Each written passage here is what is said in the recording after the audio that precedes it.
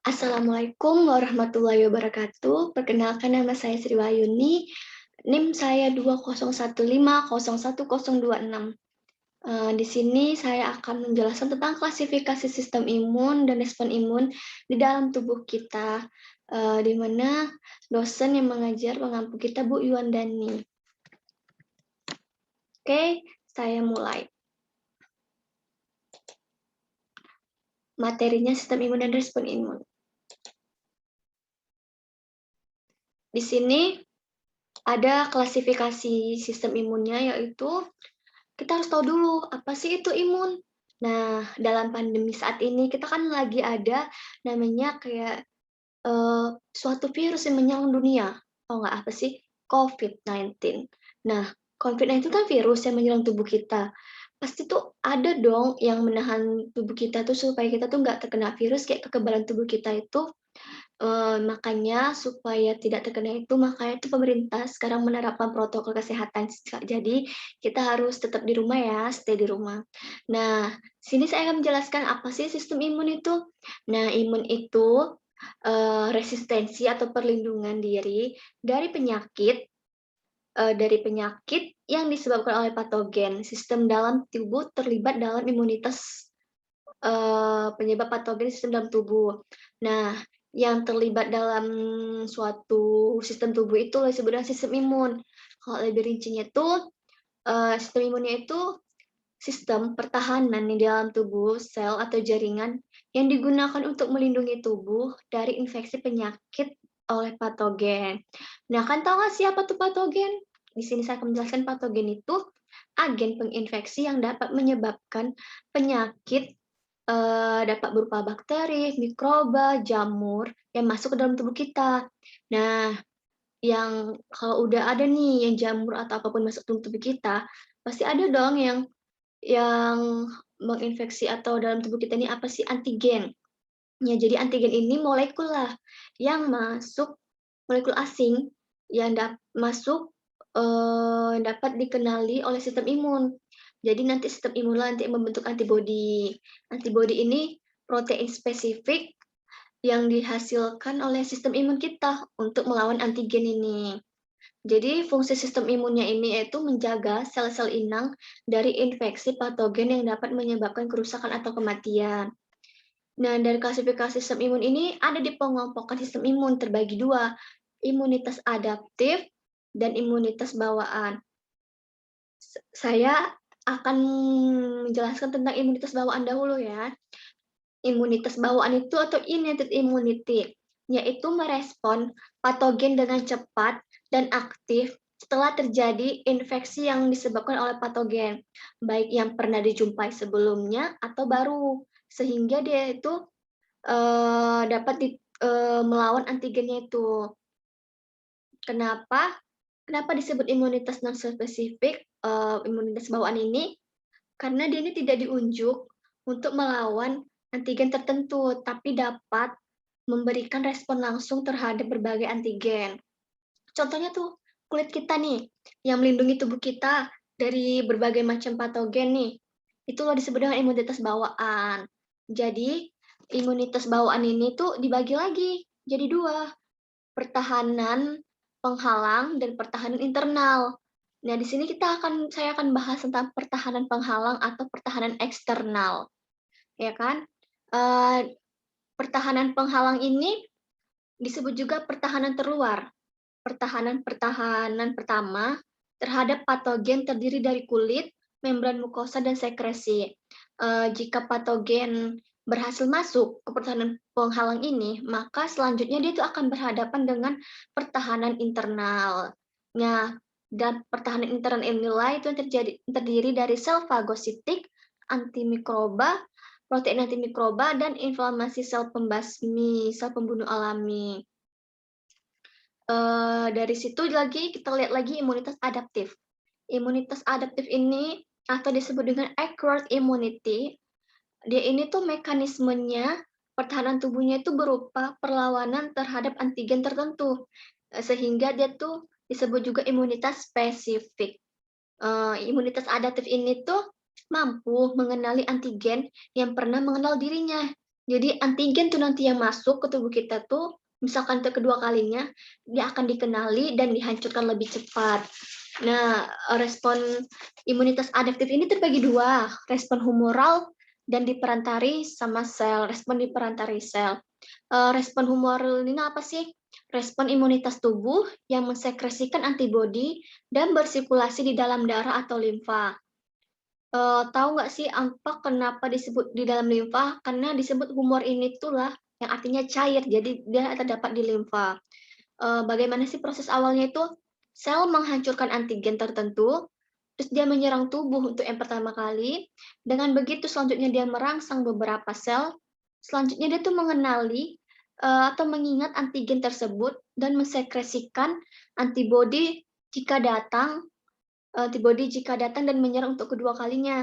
Jadi antibodinya ini akan bersirkulasi di dalam darah, limfa, melawan dan tak melawan tanpa proses pengenalan terlebih dahulu. Jadi kalau yang respon di perantara sel itu apa? Respon imunitas tubuh yang melibatkan sel-sel T sitotoksis yang dapat mengenal dan menghancuri patogen yang merugikan. Sederhananya gini, dia ini hampir sama dengan respon humoral. Yang membedakannya itu aktifnya sel T sitotoxic yang dapat melawan patogen dengan cara menghancurkan sel-sel yang terinfeksi oleh sel-sel tersebut. Jadi dari fungsi-fungsi sel ini tuh ada mekanismenya, yaitu di sinilah sel-sel imun tersebut. Ada sel B, sel T, makrofag, dan natural killer cell. Komponen imunitas sel B ini termasuk juga ke dalam komponen imunitas adaptif. Sel B ini tuh tipe sel darah putih atau leukosit. Jadi sel B ini tuh sama dengan bisa juga dibilang limfosit B. Dia ini berperan dalam imunitas humoral tadi. Dia ini tuh berasal dari sel-sel puca yang ada di sumsum tulang. Limfosit ini berkembang nanti akan jadi limfosit B dewasa. Dari mana sih asal dari singkatan dari B-nya itu? Itu pertama kali jumpai pada organ unggas yaitu bursa fabricus. Dan juga ada orang menganggap itu dari bone marrow yaitu sumsum tulang, tempat sel B jadi dewasa nanti dan akan sebagian besar nanti jadi vertebrate. Jadi sel B ini nanti berperan dalam ingatan, kekebalan atau imunologi memori. Dia itu bertugas mengenali dan menginaktivasi antigen. Terus nanti antigen itu akan diikat oleh protein reseptor spesifik atau reseptor antigen yang berada di sel B. Selanjutnya dia tuh akan bisa mengenali, merespon bagian kecil dari antigen atau epitop. Ternyata epitop itu nggak cuma hanya satu yang bisa diikat. Jadi karena limfosit sel B ini atau sel B ini itu ternyata banyak, dia punya beratus ribu, 100.000 reseptor di permukaan antigennya. Jadi setiap reseptor sel B ini dia itu merupakan suatu molekul, ada yang berbentuk Y, terdiri dari dua rantai, yaitu rantai berat dan rantai ringan. Dia ini tuh akan yang identik itu serta akan dijauhkan seperti jembatan disulfida. Wilayah transmembran ini menambahkan reseptor di dalam membran plasma. Terus ada tuh ekornya yang pendek, dia tuh membentang ke dalam sitoplasma tersebut. Jadi nanti rantai dan ringan dan beratnya itu masing-masing dia akan memiliki wilayah konstannya. Wilayah variabel ada wilayah variabel bentuk V gitu.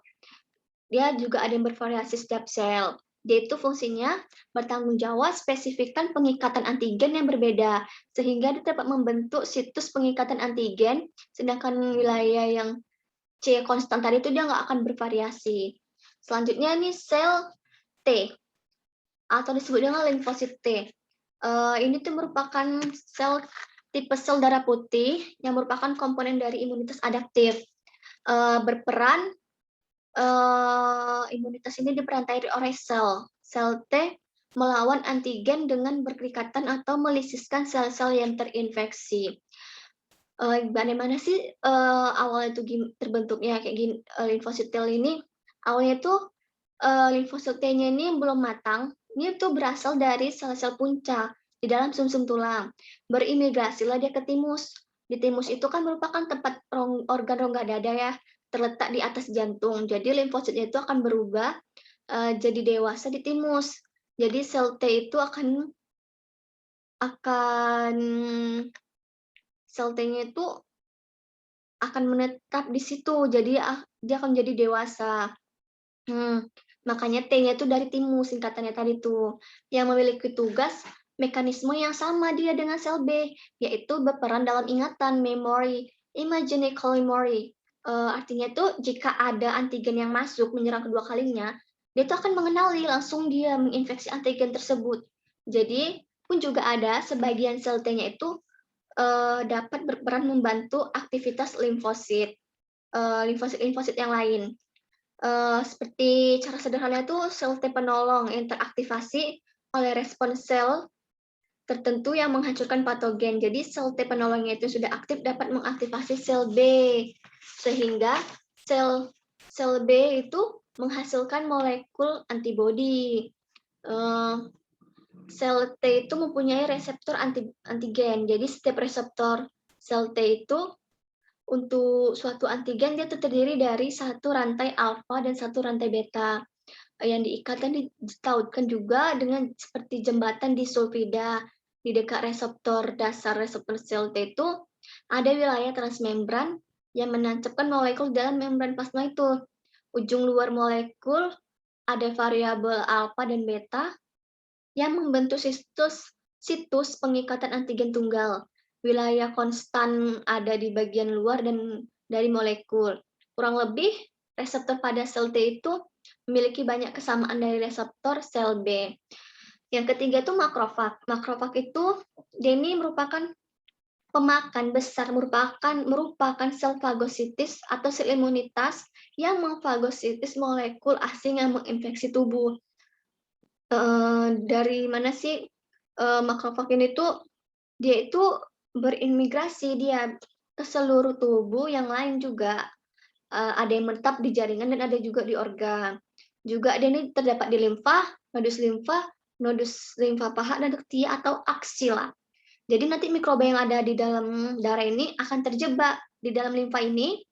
Terus habis itu mikrobanya yang berada dalam cairan interstisial ini mengalirkan ke dalam pembuluh limfatik dan tersebut dia akan terperangkap di nodus limfa ini. Nah, jadi mikroba yang terperangkap itu di dalam nodus limfa akan bertemu dan dimangsa oleh makrofag tersebut. Yang keempat itu natural killer cell. Natural killer cell ini tugasnya apa sih? Dia itu mampu mengenali, melenyapkan sel-sel yang terinfeksi penyakit tertentu pada vertebrate.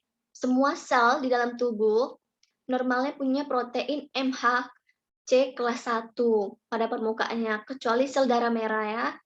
Sel-sel yang telah terinfeksi terkadang berhenti memproduksi MHC. Jadi sel-sel NK ini yang mengurangi tubuh, mengawasi tubuh akan melekat ke sel-sel yang terinfeksi tersebut dan melepaskan zat-zat kimia yang menyebabkan kematian sel. Jadi sehingga dia itu dapat menghambat penyebaran virus, kanker, agar tidak lagi melakukan pembelahan sel dan menginfeksi lebih jauh lagi. Nah, udah kita nih bagi-bagi sel-sel imun, jadi kita harus bagaimana kita melanjutkan lagi bagaimana sih perkembangan sel imunitas itu di dalam tubuh. Nah, kalau dalam perkembangan itu pasti kita tahu kan di dalam tubuh itu ada namanya hematopoiesis. Artinya apa?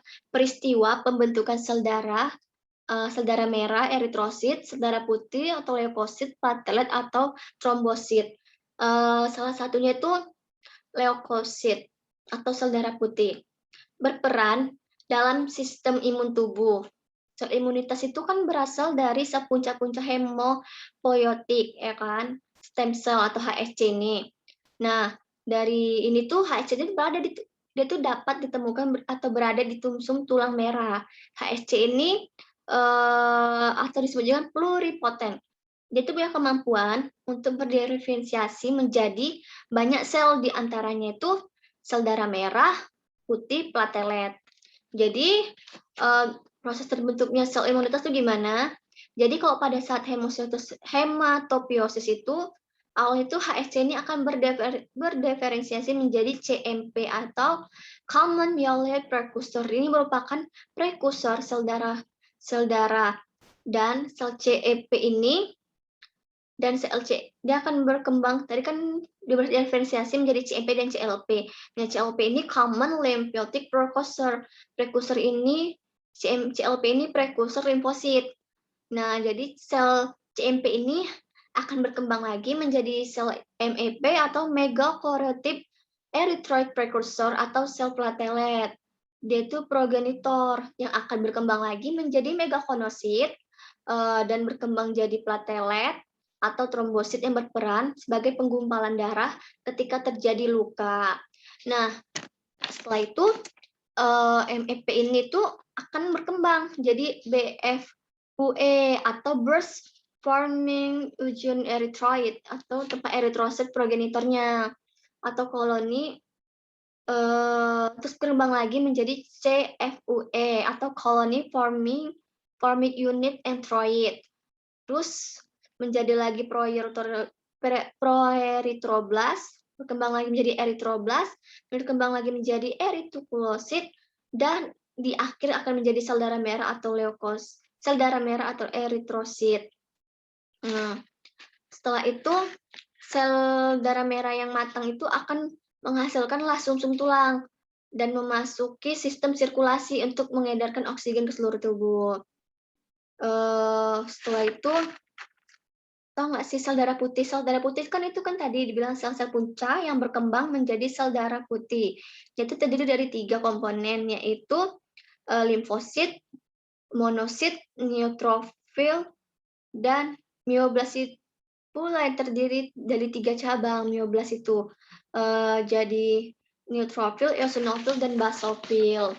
Terus kemudian sel CMP ini berkembang lagi jadi GMP. Nah, GMP ini granulosit atau monosit prekursor yang meningkatkan prekursor leukosit.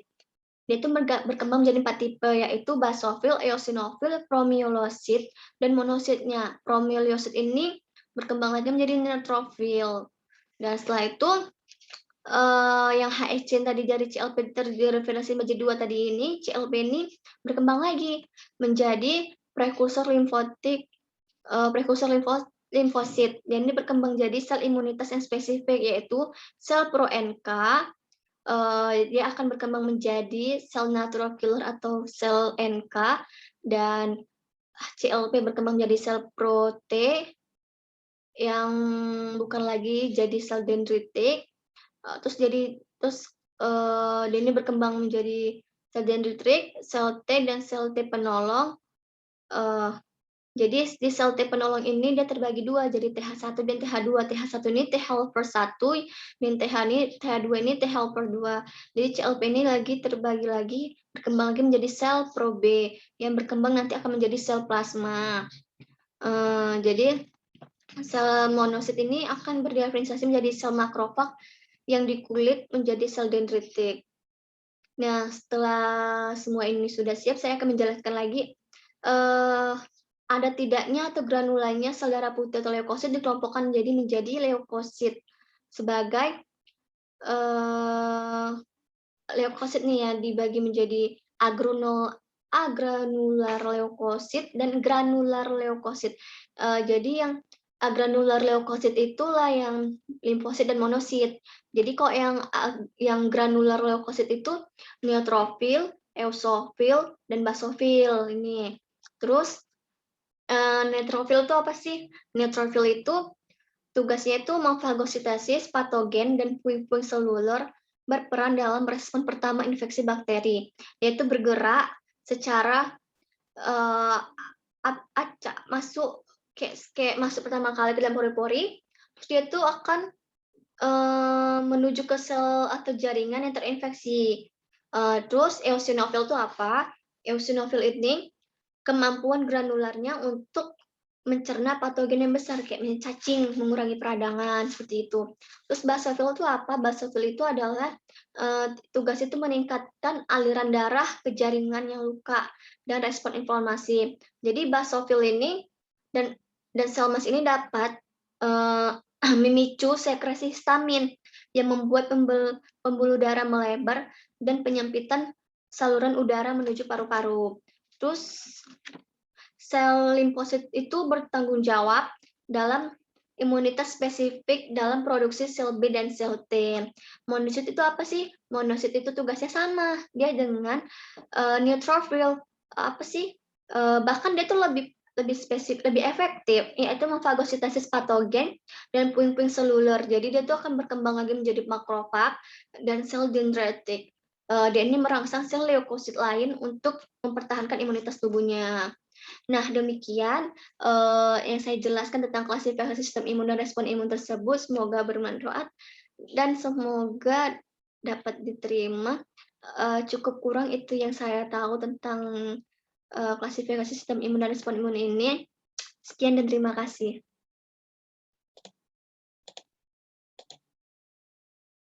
Assalamualaikum warahmatullahi wabarakatuh.